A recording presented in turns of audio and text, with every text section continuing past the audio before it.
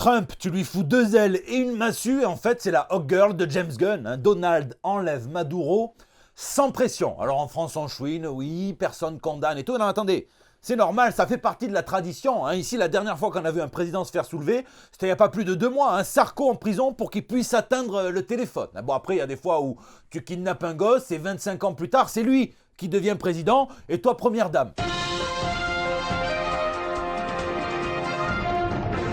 Alors oui, un joyeux Halloween, joyeux Noël, bonne année, bonne galette des rois, tout ce que vous voulez, ça fait un petit moment qu'il n'y a pas eu de JT Comics, on va pas s'épancher, j'étais dans le monde réel, là où on avait besoin de moi. Bon, on va voir comment YouTube, comment l'algorithme et comment vous accueillez mon retour. Vous le savez, la meilleure façon de ne rien louper, eh bien, c'est d'activer la cloche, la meilleure façon de soutenir, c'est de partager, de commenter. En tout cas, vous m'avez manqué, ça c'est clair, donc sans plus attendre, eh bien, ici votre fidèle Commis des Comics, vous êtes dans l'émission qui fait le tour de l'actu de l'industrie du comic book et de tous ses dérivés. C'est le 473e JT Comics, et c'est vrai, c'est génial de voir enfin Cyclope se lâcher, mais vous m'empêcherez pas de penser que ce genre de réaction, ça n'a rien à voir avec Fatalis, mais on lui a plutôt montré une vidéo de sa grand-mère en train de coucher avec Wolverine.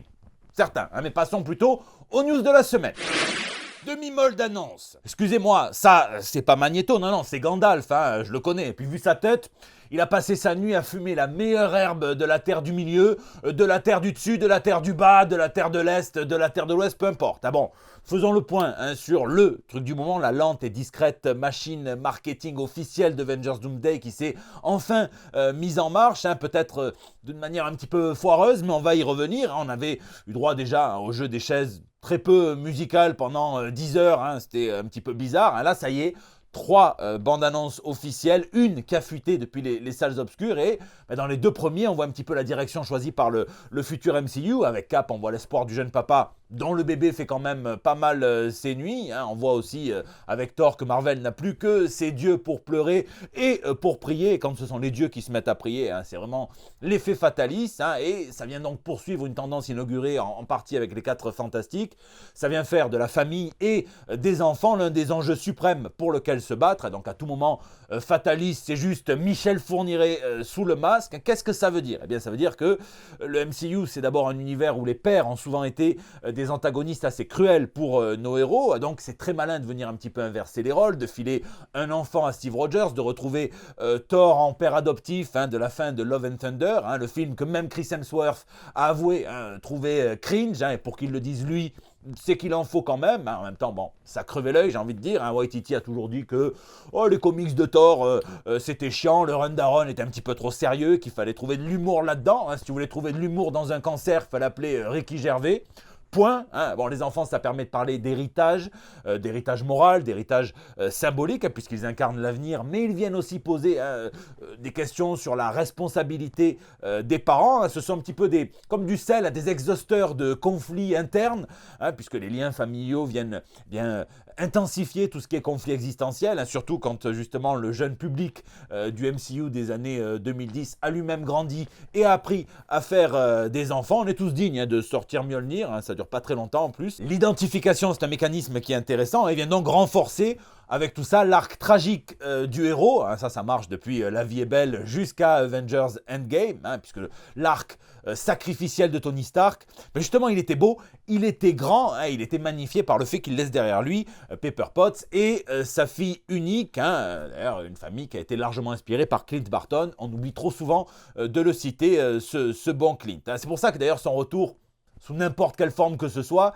c'est un petit peu risqué, puisqu'il y a des chances que ça vienne compromettre tout ça, et c'est dommage. Dans les comics, ni Thor ni Steve Rogers ne sont des héros qui ont une réelle dynastie familiale, mis à part dans quelques réalités parallèles, ou alors le fils adoptif Ian Rogers pour Captain America, qui est devenu le nouveau nomade, mais celle à qui par contre ça a pas mal réussi d'avoir 2 gosses, et encore, c'est celle que j'aimerais, des rares que j'aimerais vraiment voir le plus revenir, c'est la Sorcière Rouge, dont le parcours a quand même été marqué par la naissance et la perte de ses jumeaux, aussi bien dans le MCU que dans les comics, à une époque où d'ailleurs Wanda et la Vision, et donc ces enfants réalisés grâce à la magie du diable, étaient peut-être l'un des rares modèles de couple stable et marié chez Marvel. Lisez The Children's Crusade, un récit des Vengeurs par Alan Heinberg et le bon Jim Cheung, dans les 2 dernières bandes annonces d'Avengers Doomsday. C'est un petit peu différent, c'est plus classique, hein. On voit Magneto et Xavier qui sont devenus BFF à deux doigts de se rouler des pelles, un Cyclope dans le costume des années 90, conçu par Jim Lee, hein, des records de vente, un record de vente pour le X-Men volume 2 numéro 1 par Claremont et Jim Lee encore inégalé, 8,1 millions d'exemplaires, c'était la grande époque. Ils se préparent tous à la fatalité, pareil pour Namor et son peuple ainsi que pour les Wakandais, vu que Marvel ne semble pas avoir compris qu'il n'y a pas que chez Tante May que les fuites sont inéluctables, hein. Ils continuent à nous ramener à la grande époque des modems 56K, là où ils nous poussent à regarder des bandes annonces pirates en 180p, hein, pour venir booster les entrées d'Avatar. Est-ce qu'il y en avait vraiment besoin? Vous en connaissez beaucoup d'ailleurs, des gens qui se tapent 3 heures d'Avatar toutes les semaines, hein, pour voir au moins une minute d'une nouvelle bande-annonce de Doomsday, hein, ou qui payent juste pour voir la bande-annonce et qui se barrent au début d'Avatar, hein, et si oui, quand est-ce que ces gens-là vont avoir droit à leur saison de Monsters sur Netflix? Je sais pas. Bref, en tout cas, on a vu un Shuri, M'Baku aller rencontrer Ben Grimm dans le désert, dans le même genre de paysage où on retrouve d'ailleurs Namor et les siens, qui doivent probablement chercher un oasis, hein. Je ne sais pas à quel point Avatar a besoin d'aide pour qu'on vienne un petit peu massacrer comme ça la promo d'Avengers, hein, mais imaginez l'effet de surprise, hein, si on avait eu directement la bande-annonce en 4K sur la chaîne YouTube de Marvel Entertainment, hein, surtout à une époque où tout est piratable, hein, même le Groenland. Je vous laisse me dire ce que vous pensez de tout ça et quelle est votre bande-annonce préférée dans les commentaires. Wonder et Spider. Je ne crois pas qu'il y ait trop de soucis à se faire pour le box-office d'Avengers Doomsday. Ça va rouler comme Stephen Hawking qui fait des expériences sur les trous noirs avec Einstein ou avec Epstein. C'est ça aussi les génies, c'est très très polyvalent. Mais avant ça, quelques projets un petit peu plus risqués et déterminants pour Marvel Studios. Et on commence avec peut-être le projet sur un héros que certains décriront comme Diana Prince avant le wokisme, Wonder Man. Alors évidemment, ceux-là, faut pas les écouter. C'est les mêmes qui essayent de manger leur soupe avec les doigts. La bande-annonce pour la série qui débarquera le 27 janvier prochain sur Disney+ est sortie, et Wonder Man, eh bien ça a l'air tout à fait audacieux dans son approche, hein. Ça vient nous ramener d'ailleurs le bon Ben Kingsley qui a été sauvé par un bon scénario, un bon twist dans un court-métrage après Iron Man 3. On a essayé de nous le vendre comme un terroriste avant de rétro-pédaler et de nous dire que c'est un comédien, et dans la vraie vie j'attends toujours qu'on nous annonce que Marie Saint-Filtre est une terroriste et non pas une comédienne, hein. Bref, donc tout naturel, hein, qu'il débarque lui dans cette série qui a l'air assez métatextuelle, très satirique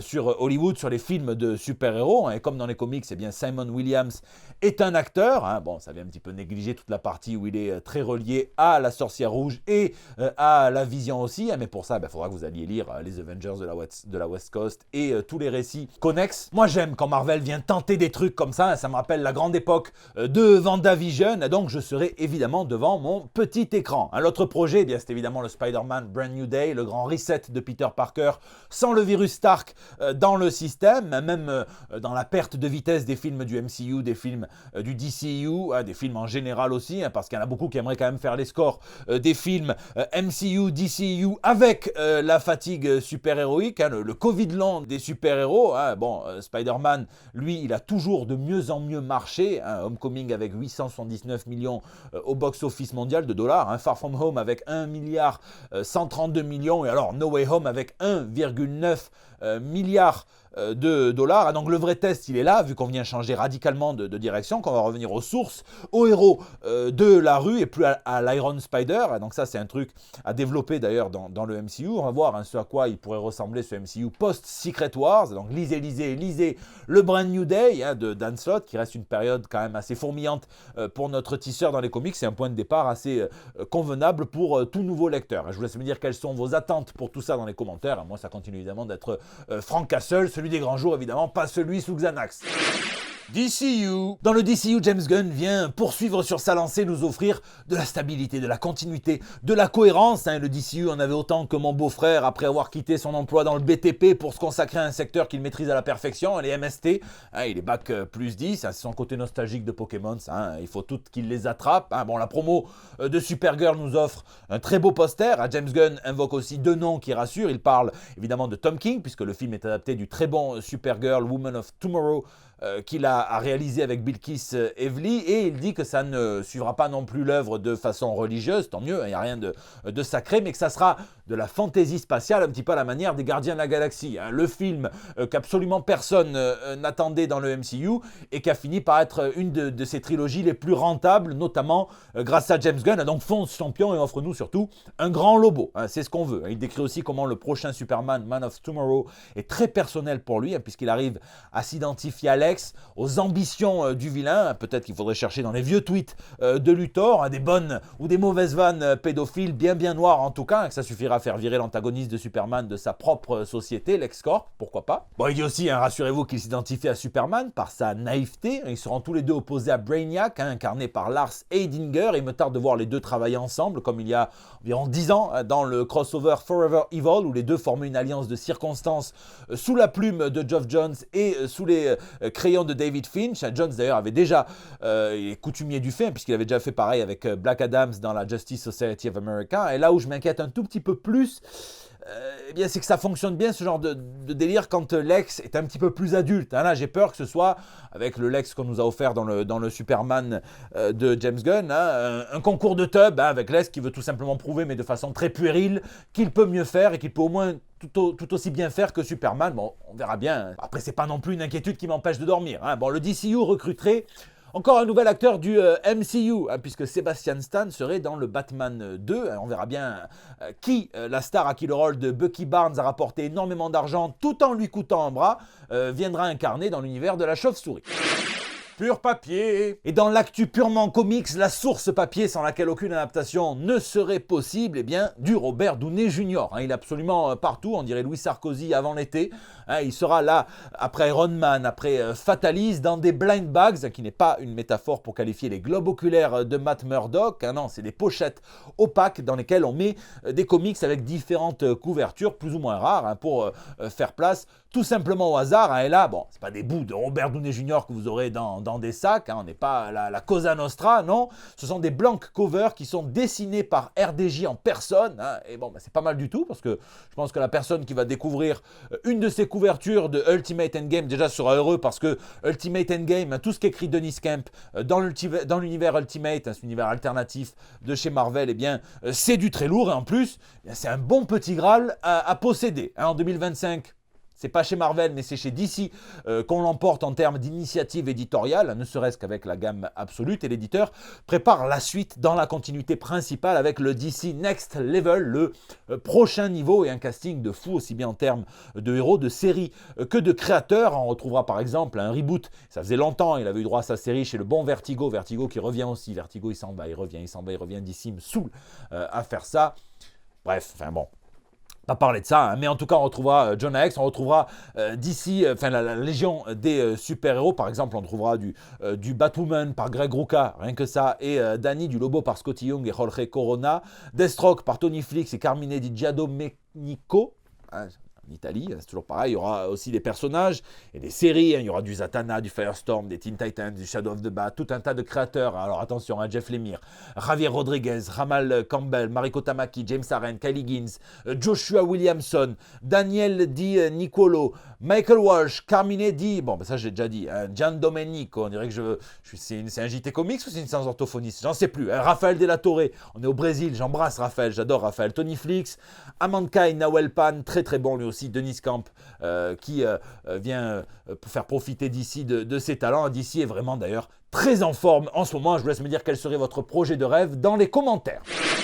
Lisez, et j'ai terminé l'année en faisant un truc que je n'avais jamais fait, en lisant d'une seule traite les 60 numéros de la série Sculpt, dernière grande série de chez Vertigo en 2012, quand ça commençait un petit peu à battre de l'aile. Vertigo, c'est quand même une grande appellation d'origine contrôlée, qui signifie qualité, et ça est en grande partie grâce aux scénaristes et aux dessinateurs anglais qui ont fait la gloire de ce label. Et bien Sculpt, c'est quand les Américains, comme Jason Aaron, il n'y a que lui qui est américain dans l'affaire, puisque R.M. Guerra ne l'est pas, et beaucoup d'autres non plus, et bien quand il a commencé à leur montrer qu'il n'y avait pas besoin des Anglais pour faire la gloire de ce label. On est sur du néo-western, néo-noir, du polar, et c'est excellent. Voilà, c'est le problème. Pourquoi il ne faut pas faire ça le 31 décembre? J'ai vraiment fini le tome 5 le 31 décembre, c'est parce que du coup le 1er janvier... vous savez pas quoi lire, vous savez vraiment pas quoi lire. J'ai failli recommencer Preacher, recommencer Transmétropolitane, enfin, je suis devenu fou. Un natif américain qui revient sur les lieux de son enfance dans sa réserve, et on comprend pas trop pourquoi, mais en tout cas, il y a du grabuge pour le dire ainsi, et ce qui est bien avec le polar et avec celui-ci en particulier, c'est que vous prenez les personnages à un certain niveau, ils sont déjà pas trop forcément bien, et ça ne cesse de dégringoler pendant 1200 pages. Jason Aaron, il fait quelque chose de très intéressant avec ses récitatifs, hein, la manière dont il exprime les choses et les pensées intérieures de ses personnages. J'ai adoré, mais je ne savais plus quoi lire justement à partir du 1er janvier. Et moi, d'ailleurs, dites-moi dans les commentaires ce que vous avez, votre première lecture de l'année. Bien, moi, j'ai lu un truc dont je ne parlerai pas parce que je ne me suis pas amusé. Et le deuxième truc que j'ai lu cette année, c'est La Famille Crimini. Et ça, je me suis régalé. C'est de Ryan Ferrier et de Roger Langridge. Et donc, on vient dans le style des cartoons des années 1930 nous présenter les aventures d'une famille. Un grand périple à 300 000 à l'heure qui m'a beaucoup plu. C'est absolument tout public et c'est assez intelligemment et joliment fait pour que ça soit un petit peu comme une grippe en hiver et qu'on puisse la refiler dans toute la famille. Je vous laisse me dire ce que vous avez eu comme premier coup de cœur de l'année 2026. 2025 s'est terminé quand même en beauté avec plein de festivals et je remercie tous ceux qui font appel à moi dans les festivals pour des conférences, pour du quiz, pour des animations de battle de dessin. Je me suis régalé avec ça. Les First Print Awards de la saison 2 a été encore plus belle, encore plus grande que la saison 1. Je remercie Arnaud Kikou, le doc, et Corentin de m'inclure dans leur jury. Rendez-vous le 4 décembre 2026 pour la saison 3. La battle de dessin de cette année était complètement folle. Anne-Laure versus Kibar, et ils ont été grands, cette battle, je m'en souviendrai. On est dans un cinéma, je sais, mais je vous ai pas demandé si vous étiez chaud pour que je vous passe Craven, Madame Web et Morbus. Est-ce que vous êtes chaud pour une battle de dessin? Ah! Si vous êtes sur Marseille, l'initiative qu'on a lancée depuis l'été dernier, c'est tous les 3e mercredis du mois à partir de 19h au pub Le Black Unicorn sur le boulevard Chave. Eh bien, est-ce qu'il y en a qui aiment dessiner ici ce soir? Est-ce qu'il y en a qui aiment boire ici ce soir? c'est le drink and draw, où il suffit d'aimer dessiner et de savoir boire. On s'amuse et il y a beaucoup de monde et ça c'est quelque chose que j'anime avec un immense plaisir. Aujourd'hui ou là dans la semaine, je suis sur la chaîne d'Alex comme dans ta bulle pour un débrief de 2025 comics, plein de choses. On parle pendant 1 heure dans la bonne humeur. Je vous laisse aller voir ça. C'est la fin de ce JT Comics. Je vous remercie d'être toujours là pour le suivre, de laisser vos pouces bleus, de partager sur Facebook, de tweeter, de retweeter, de m'incorporer, de m'identifier dans vos stories Instagram. Je vois tout et ça fait plaisir. N'hésitez pas à réagir dans les commentaires sur YouTube. Je vous lis et croyez-moi que pour la reprise, je vais répondre à chacun d'entre vous puisque vous m'avez manqué. N'hésitez pas à laisser vos messages aussi pour El Bando del Pueblo. C'est votre espace de liberté depuis plus de 10 ans maintenant dans le JT Comics. Je vous fais d'énormes bisous. Je vous souhaite encore une fois une excellente année, tout plein d'amour, de fulgurance, de tout ce que vous voulez, de santé évidemment. Et je vous donne rendez-vous très vite pour des nouvelles toutes fraîches. Les Adidas Mewtwo, c'est quand même la seule chaussure qui te fait la gueule. On dirait qu'elle vient de croiser les dernières Yeezy et que même elle trouve ça abusé. C'est vrai, il lui manque une moustache.